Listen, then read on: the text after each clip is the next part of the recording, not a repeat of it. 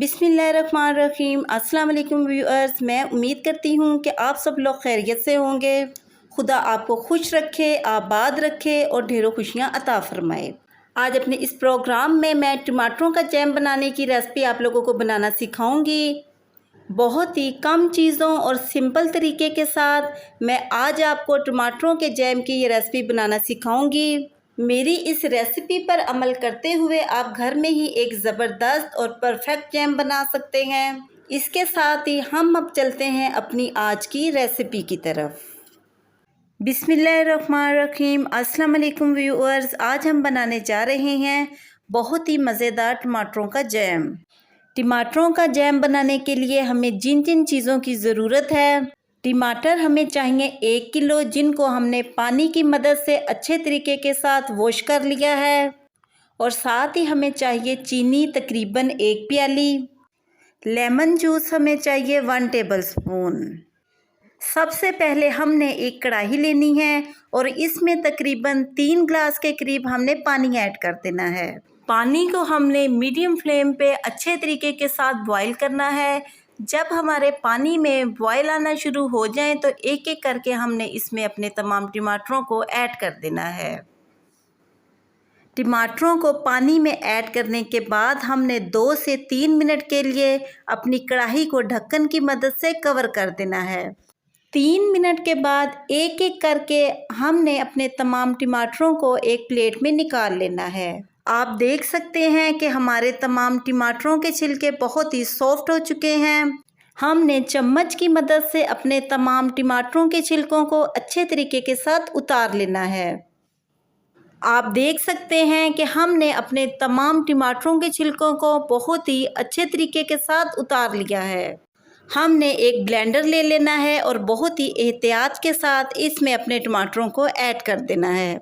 टमाटरों को ऐड करने के बाद हमने ढक्कन की मदद से इनको कवर कर लेना है और बहुत ही अच्छे तरीके के साथ अपने टमाटरों को हमने ब्लेंड कर लेना है। हमारे टमाटर बहुत ही अच्छे तरीके के साथ ब्लेंड हो चुके हैं। इस स्टेप पे आके अपने टमाटरों को हमने एक छलनी की मदद से अच्छे तरीके के साथ छान लेना है। अपने तमाम टमाटरों को इस तरीके के साथ छान के इनके बीज और छिलके हमने अलग कर लेने हैं।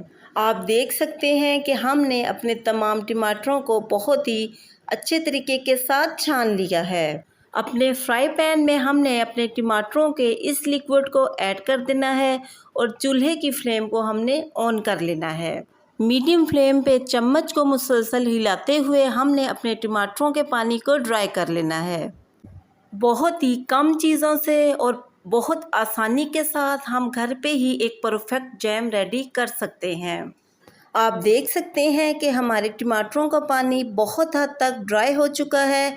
अब हमने इसमें 1 प्याली शुगर ऐड कर देनी है और चम्मच की मदद से इसको अच्छे तरीके के साथ हमने मिक्स कर लेना है। अपनी शुगर को ऐड करने के बाद हमने चम्मच को मुसलसल हिलाते रहना है ताकि हमारी शुगर का पानी भी अच्छे तरीके के साथ ड्राई हो जाए। आप देख सकते हैं कि हमारी शुगर का पानी बहुत ही अच्छे तरीके के साथ ड्राई हो चुका है और हमारा जैम तकरीबन बिल्कुल रेडी हो चुका है। आप इसको एक शीशे के जार में निकाल के पूरा महीना इसको यूज़ कर सकते हैं। अपने चूल्हे की फ्लेम को हमने ऑफ़ कर देना है और अपने जैम में तकरीबन 1 टेबलस्पून लेमन जूस ऐड कर देना है और चम्मच की मदद से अपने लेमन जूस को हमने अपने जैम में अच्छे तरीके के साथ मिक्स कर लेना है। मेरी इस सिंपल सी रेसिपी को यूज़ करते हुए आप एक बहुत ही टेस्टी जैम घर पे ही रेडी कर सकते हैं। अपने जैम को हमने एक बर्तन में निकाल लेना है। मेरी इस रेसिपी पर अमल करते हुए आप घर पे ही बहुत ही गाढ़ा और ज़बरदस्त सा जैम रेडी कर सकते हैं। अगर आपको भी मेरी आज की ये रेसिपी पसंद आए तो कमेंट सेक्शन में अपनी राय के बारे में ज़रूर बताइएगा कि आपको मेरी आज की ये रेसिपी कैसी लगी।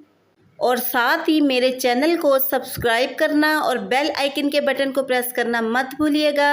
इससे मेरी न्यू आने वाली हर वीडियो का नोटिफिकेशन आपको बआसानी मिलता रहेगा। मैं अब आपसे दोबारा मिलूँगी नेक्स्ट प्रोग्राम में एक नई रेसिपी के साथ। तब तक के लिए अपना बहुत ख्याल रखिएगा और मुझे अपनी दुआओं में ज़रूर याद रखिएगा। मैं अब आपसे इजाज़त चाहती हूँ। अल्लाह हाफिज़।